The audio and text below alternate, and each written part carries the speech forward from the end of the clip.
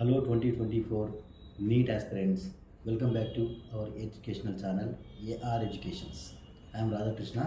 Coming to the 2024 overlook. ఈరోజు మనము ఈ 2024లో నీట్ విషయంలో ఏమేమి జరిగిందో ఒక్కసారి చిన్న బ్రీఫ్ ఇంట్రడక్షన్ చేద్దాం. దాని తర్వాత ఈ కౌన్సిలింగ్ ప్రొసీజర్ ఇప్పుడు కొత్తగా 2024లో ఫస్ట్ టైం రాసిన వాళ్ళకి చాలా కన్ఫ్యూజన్స్ ఉంటాయి. ఆ కన్ఫ్యూజన్స్ను చివరిలో నేను క్లియర్గా మీకు ఎక్స్ప్లెయిన్ చేయడం జరుగుతుంది. అంటే కౌన్సిలింగ్లో ఎలా పార్టిసిపేట్ చేయాలి, ఏమేమి డాక్యుమెంట్స్ కావాలి, రిజర్వేషన్స్ ఏ విధంగా ఉంటాయి, వాటిని మీరు ఎట్లా అర్థం చేసుకోవాలనేది లాస్ట్ 2 స్లైడ్స్ మీకు ఎక్స్ప్లెయిన్ చేయడం జరుగుతుంది. కేర్ఫుల్గా వినండి, ఇదంతా మనకు యూస్ఫుల్. ఇది 2024 నీట్ మీకు మే 25న ఎగ్జామ్ జరిగింది, అది అందరికీ తెలిసిన విషయమే. ఓవరాల్గా మనకు అటెండ్ అయిన విద్యార్థులు ఎంతమంది అంటే 24 లక్షల మంది దీనికి అటెండ్ అయ్యారు, రాయడం జరిగింది. అందులో మీకు 13 లక్షల మంది క్వాలిఫై అయ్యారు. ఆ 13 లక్షల మంది క్వాలిఫై అయిన తర్వాత కొంతమంది అంటే గ్రేస్ మార్కులు కలపడము, తర్వాత 719 మార్క్స్ రావడం, 18 మార్క్స్ రావడం, ఇదంతా ఏంది అని ఒక పెద్దగా ఒక యుద్ధమే జరిగింది అనుకోవాలి. ఈ గ్యాప్లో మే నుంచి జూలై వరకు దానిలో నీట్ పరీక్ష లీక్ అయిందని చెప్పి యూపీలో, తర్వాత బీహార్లో, రాజస్థాన్లో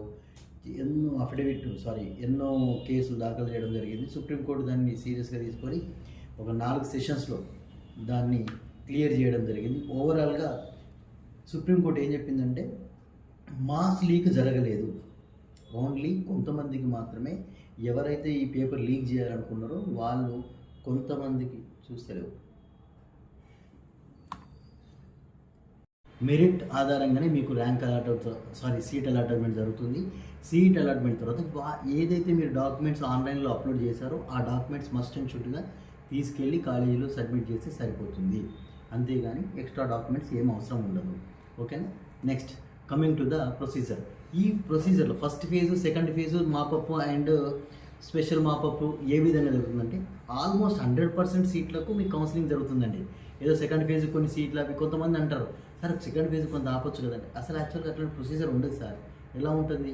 ఉన్న సీట్లు అన్నింటికి కౌన్సిలింగ్ జరుగుతుంది. అలా జరిగిన తర్వాత కొంతమందికి ఫస్ట్ రౌండ్లో సెంట్రల్లో అంటే నేషనల్ సీట్ రావచ్చు, కొంతమందికి ఆల్ ఇండియా కోటాలో వస్తుంది, కొంతమందికి ఎయిమ్స్లో వస్తుంది. ఎయిమ్స్లో వచ్చినప్పుడు ఇక్కడ అప్లై చేస్తారు కాబట్టి ఇక్కడ వస్తుంది సీట్, అక్కడ వస్తుంది కాబట్టి ఇక్కడ వీళ్ళు రిపోర్టింగ్ చేయకుండా అక్కడికి వెళ్ళిపోతారు.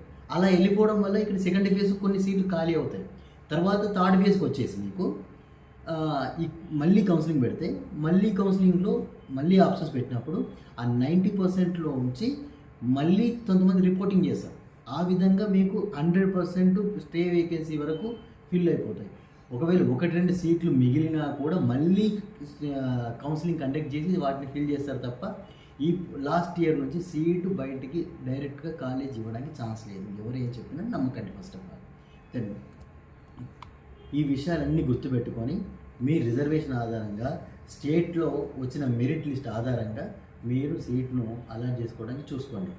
Then thank you for the your valuable time. Please మీకు ఇంకా ఇన్ఫర్మేషన్ కావాలంటే కాలేజ్ ఇన్ఫర్మేషన్స్ కావాలన్నా, ఏం కావాలన్నా, ఏ విధంగా ఎడ్యుకేషన్ ఉంటుంది, ఏ విధంగా కావాలనుకుంటే మా ఛానల్ సబ్స్క్రైబ్ చేసుకోండి. అండ్ మీకు ఇంకా నోటిఫికేషన్స్ రావాల్సింటే గంట బిల్ మీద క్లిక్ చేసుకోండి. ఈ కిందున్న నెంబర్ను ఫాలోఅప్ చేసి మా ఈ ఆన్లైన్ ఛానల్స్ కూడా అంటే మీన్స్ యూట్యూబ్ ఛానల్ కానీ, ఫేస్బుక్లో అలర్ట్స్ కానీ, తర్వాత టెలిగ్రామ్ ఛానల్ కానీ మీకు ఎటువంటి ఇన్ఫర్మేషన్ కావాలన్నా అందులో దొరుకుతుంది, మీరు చూసుకోవచ్చు. ఇంకా అది కూడా కాకుండా ఏదైనా కాల్ చేయాలనుకుంటే కిందున్న నెంబర్కి కాల్ చేయండి. మీకు ఎటువంటి ఇబ్బంది లేకుండా కౌన్సిలింగ్ ప్రొసీజర్ ఏ విధంగా చేయాలనేది మీకు క్లియర్గా ఎక్స్ప్లెయిన్ చేస్తాం. No problem. ఒకటి మాత్రం గుర్తుపెట్టుకోండి, ఈసారి ఎక్కువ మందికి 400 పైన మార్కులు ఉన్నాయి. ఇది ఒకటి నోట్ డౌన్ చేసుకొని యాజ్ ఎర్లీ యాజ్ మీరు త్వరపడాలంటే ముందే అన్ని త్వరపడండి. Thank you. Wish you all the best. ఇప్పుడు కొత్త గవర్నమెంట్ వచ్చింది కాబట్టి ఇప్పుడు కొత్త వీసీ గారు కూడా వస్తారు.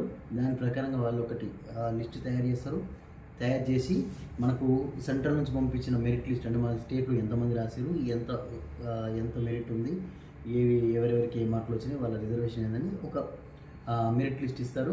ఆ మెరిట్ లిస్ట్ ఆధారంగా మీరు అప్లికేషన్ చేసుకోవాల్సి ఉంటుంది. దీనికి మన స్టేట్లో అయితే 2 సార్లు నోటిఫికేషన్ ఉంటుంది. అంటే ఏ కేటగిరీకి ఒక నోటిఫికేషన్ ఉంటుంది, బి అండ్ సి కేటగిరీకి ఒక నోటిఫికేషన్, అంటే 2 నోటిఫికేషన్లు ఉంటాయి. వాటి రెండింటిని ఫాలో అవ్వాల్సి ఉంటుంది.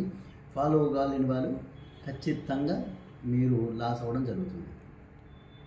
ఓకే, అయితే కౌన్సిలింగ్ ప్రొసీజర్ ఏ విధంగా ఉందో చూద్దాం. ఫస్ట్ రిజిస్ట్రేషన్ చేసుకోవాలి. అంటే మీకు ఇచ్చిన మెరిట్ లిస్ట్ ఆధారంగా ఆల్ ఇండియా కోటాకి అయితే సపరేట్గా మెరిట్ లిస్ట్ ఏమి ఉండదు. స్టేట్లో అప్లై చేసుకుంటే మాత్రం మీకు స్టేట్ మెరిట్ లిస్ట్ అంటే ఎంతమంది రాశారు, వాళ్ళ ర్యాంకులు ఎంత, వాళ్ళ మార్కులు ఎంత, మీ సీరియల్ నెంబర్ ఎంత అని ఒక లిస్ట్ ఇస్తారు. దాని ప్రకారంగా మీరు ఓపెన్ చేసిన తర్వాత, అంటే తెలంగాణ అయితేనేమో KNRUHS సైట్ ఓపెన్ చేసి అందులో మీరు రిజిస్ట్రేషన్ చేసుకోవాల్సి ఉంటుంది. అది ఏపీ వారు అయితేనేమో ఎన్టీఆర్ యూనివర్సిటీ వెబ్సైట్ ఓపెన్ చేసి అక్కడ రిజిస్ట్రేషన్ ఫార్ములా ఎలా ఉంటుందంటే మీ NEET roll number, application number, మీ ర్యాంకు, మీ డీటెయిల్స్, మీ పేరు, మీ డేట్ ఆఫ్ బర్త్ ఇస్తే మీకు ఆటోమేటిక్గా రిజిస్ట్రేషన్ అవ్వబోతుంది. సెకండ్ స్టెప్గా మీరు పేమెంట్ చేయాల్సి ఉంటుంది. అంటే తెలంగాణ అయితేనేమో 5,100 ఉంది. తర్వాత ఏపీ ఫీజు ఉంటుంది. బి కేటగిరీ అయితేనో 6,300 ఉంది. ఏపీలో అయితేనో 10,500 ఫీజు ఉంది. ఆ ఫీజు పే చేసుకొని థర్డ్ స్టెప్ కింద మీ డాక్యుమెంట్స్ అన్ని అప్లోడ్ చేయాల్సి ఉంటుంది. మీ డీటెయిల్స్ అన్ని ఫిల్ చేసి మీ డాక్యుమెంట్స్ అప్లోడ్ చేయాల్సి ఉంటుంది. అంటే ఏ కేటగిరీకి బి కేటగిరీకి whatever the documents you can upload those documents. అంటే ర్యాంక్ కార్డు, తర్వాత మీ 10th inter bonafides, and next మీ క్యాస్ట్ సర్టిఫికెట్, దెన్ మీ డేట్ ఆఫ్ బర్త్ సర్టిఫికెట్. ఇవి సబ్మిట్ చేసి సరిపోతుంది. మీ ఫోటో అండ్ సిగ్నేచర్.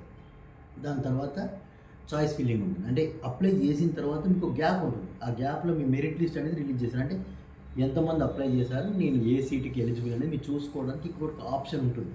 అంతేగాని ఈ ఫైనల్గా మీరు ఆప్షన్ పెట్టడానికి కాదు. ఆప్షన్ ఎలా పెట్టుకోవాలంటే మీ చాయిస్ ప్రకారమే పెట్టుకోండి ఆప్షన్స్. ఫర్ ఎగ్జాంపుల్ మాకు ఈ కాలేజీ రాదని మీరు డిసైడ్ చేసుకోవడానికి ఛాన్స్ లేదు. మీకు ఈ కాలేజీ అలాట్ చేస్తామని యూనివర్సిటీ చెప్పడానికి ఛాన్స్ లేదు. మీ మెరిట్ ఆధారంగానే మీకు సీట్ అనేది అలాట్ అవుతుంది. మీరు అనుకున్న కాలేజీలో కాదు, మీ మెరిట్ ఆధారంగా మాత్రమే కాలేజ్ సీట్ వస్తుంది. ఎవరు ఏం చెప్పినా నమ్మకండి. ఎందుకంటే మీ కాలేజీలో సీట్ ఇప్పిస్తాం, మా college there is no chance అండి. ఆన్లైన్లో ప్రతిదీ ఆన్లైన్లోనే అలాట్ అవుతుంది. ఈవెన్ ప్రైమ్ మినిస్టర్ తలుచుకున్నా లేదా రాష్ట్రపతి తలుచుకున్నా కూడా ఇక్కడ చేంజ్ చేయడానికి ఏ ఛాన్స్ లేదు. క్లియర్గా అర్థం చేసుకోండి. It is a merit based list. So ఈ స్టేట్ ఏం చేస్తుందంటే ఈ స్టేట్లో ఎంతమంది రాశారు, వాళ్ళ ఆల్ ఇండియా ర్యాంక్ ఏంటి, ఈ తర్వాత కేటగిరీ వైజ్గా అంటే SC, ST, BC. ఎందుకంటే రిజర్వేషన్స్ అనేవి సెంట్రల్ గవర్నమెంట్లో లేవు. రిజర్వేషన్స్ స్టేట్ గవర్నమెంట్ లిస్ట్లో ఉంది కాబట్టి మీరు కంపల్సరీగా వీటిని చూసుకోవాలి. స్టేట్లో ఉన్న రిజర్వేషన్సే బేస్. ఫర్ ఎగ్జాంపుల్ తమిళనాడులో ఓ విధంగా ఉంటుంది రిజర్వేషను, తర్వాత కర్ణాటకలో ఓ విధంగా ఉంటుంది, మహారాష్ట్రలో ఒక విధంగా ఉంటుంది. ఇక్కడ ఓసీ అయిన వాళ్ళు వేరే కాడ SCలు అవుతారు, అక్కడ SCలు అయిన వాళ్ళు ఇంకో కాడ BCలు అవుతారు. ఇవన్నీ ఏంటంటే రిజర్వేషన్ అనేది స్టేట్ కేటగిరీ కింద ఉంటుంది కాబట్టి వాళ్ళు కేవలం డాటాను స్టేట్కు పంపిస్తారు. ఇక్కడ రిజర్వేషన్స్ అన్నీ వాళ్ళు కేటాయించడం జరుగుతుంది.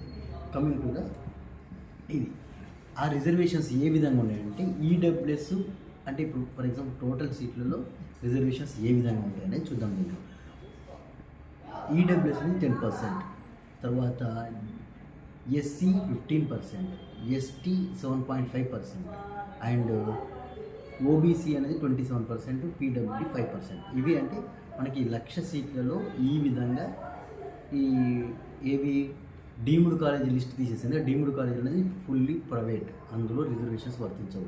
ఇంకొకటి B అండ్ C కేటగిరీలో కూడా మేనేజ్మెంట్ సీట్లు కాబట్టి అందులో కూడా రిజర్వేషన్ వర్తించవు. ఏదైతే ఏ కేటగిరీలో 50% సీట్స్ అండ్ గవర్నమెంట్ కాలేజెస్ వీటికి మాత్రమే రిజర్వేషన్స్ వర్తిస్తుంది.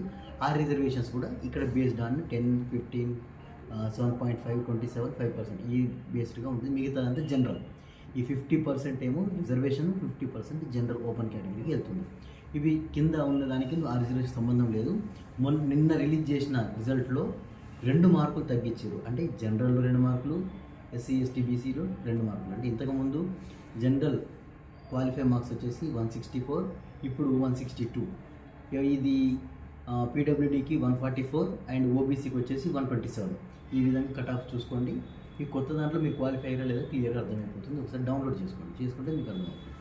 ఇప్పుడు యాక్చువల్గా కౌన్సిలింగ్ ప్రొసీజర్ గురించి మాట్లాడుతాం.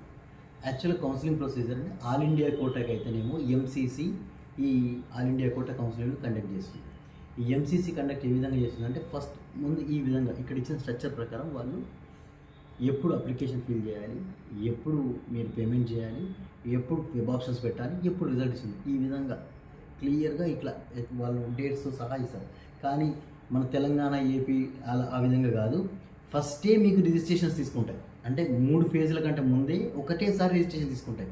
బాగా గుర్తుపెట్టుకోండి, మళ్ళీ మళ్ళీ అప్లై చేయడానికి ఛాన్స్ ఉండదు స్టేట్లో. ఫస్టే అంటే 2023 వరకు. ఈసారి కొత్త గవర్నమెంట్ వచ్చింది కాబట్టి ఏమైనా చేంజెస్ చేసి చెప్పలేము. మన కర్ణాటక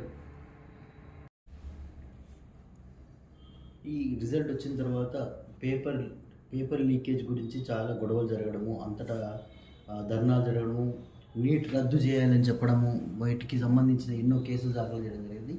వాటి ఆధారంగా ఒక కమిటీ వేసి తర్వాత సిబిఐ ఎంక్వైరీ జరిగి మొత్తం ఓవరాల్గా పేపర్ అనేది మాస్ లీక్ జరగలేదు, జస్ట్ కేవలము కొంతమందికి మాత్రమే లీక్ అయింది. దానివల్ల మొత్తం ఉన్న సిస్టమ్ అంతా మళ్ళీ బ్రేక్ చేసి కొత్త నీట్ కండక్ట్ చేయాల్సిన అవసరం లేదని సుప్రీంకోర్టు తీర్పు ఇవ్వడం జరిగింది. దాని ఆధారంగా ఎన్టీఏ రీసెంట్గా ఇప్పటికీ ఎన్టీఏ 3 సార్లు రిజల్ట్ను అనౌన్స్ చేయడం జరిగింది. ఫస్ట్ ఏమో మనకు జనరల్గా ఎన్టీఏ తన రిజల్ట్ను అనౌన్స్ చేసింది. దానిలో వచ్చిన కొన్ని తప్పులను, తర్వాత కొన్ని ఒడిదొడుకులను సుప్రీంకోర్టు ఏం చేసిందంటే మళ్ళీ ఒకసారి ఏ విధంగా సెంటర్ వైజ్గా, డిస్టిక్ వైజ్గా, స్టేట్ వైజ్గా, తర్వాత ఓవరాల్ ఇండియా వైజ్గా మీరు ఒకసారి మీ సైట్లో ఈ రిజల్ట్ను డిస్ప్లే చేయండి అని చెప్పిన తర్వాత దాన్ని అలా ఒకసారి చేయడం జరిగింది. తర్వాత ఫైనల్గా మొన్న ఫైనల్ జడ్జిమెంట్ తర్వాత కొత్త ర్యాంక్ కార్డులు ఇష్యూ చేయడం జరిగింది ఎన్టీఏ. దాని ఆధారంగా మనం ఇప్పుడు కొత్త ర్యాంక్ కార్డును డౌన్లోడ్ చేసుకోవాలి మనం. ఆ విధంగా మీరు ఈ కొత్త ర్యాంక్ కార్డులే మీకు ఫైనల్గా ఈ కౌన్సిలింగ్ ప్రొసీజర్లో యూజ్ అవుతాయి. సో ఓవరాల్గా ఈ ర్యాంకులు వచ్చిన తర్వాత ఈ విద్యార్థుల భవిష్యత్తు ఎలా ఉంటుంది, ఈ కౌన్సిలింగ్ ప్రొసీజర్ ఎలా ఉండబోతుంది అని అంటే ఈసారి మార్కులు అయితే పెరగడం జరిగింది. అంటే ఏ విధంగా చూసుకున్నా కూడా ఈసారి సంఖ్య 400 పైన ఉన్న వాళ్ళ కౌంటే ఎక్కువ ఉంది. అంటే ఈ ఇంతకుముందు ఎలా ఉండేది అని అంటే ఏ కేటగిరీ వచ్చిన వాళ్ళు కొంతమంది, బి కేటగిరీ వచ్చిన వాళ్ళు, అంటే బి కేటగిరీ ముందే డిసైడ్ చేయలేము మనము. ఏ కేటగిరీకి ఇంత కట్ ఆఫ్, బి కేటగిరీకి ఇంత కట్ ఆఫ్, ఇంత తీసేయడానికి కొంత ఛాన్స్ ఉండేది. కానీ ఈసారి అలా లేదు. చాలా టోటల్ మెంబర్స్ అంటే ఎక్కువ మంది 400 పైన ఉన్నారు.